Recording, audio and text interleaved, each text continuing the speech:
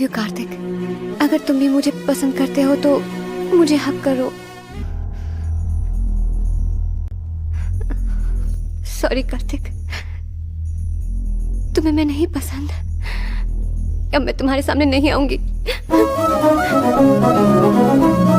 मैंने तुम्हें पहली बार देखा तब से पसंद करता हूँ। तुम्हें मेरे साथ सेल्फीज खींचना पसंद है ना, लेकिन मैंने तुम्हारी तस्वीर पहले से ही अपने दिल में बसा ली है।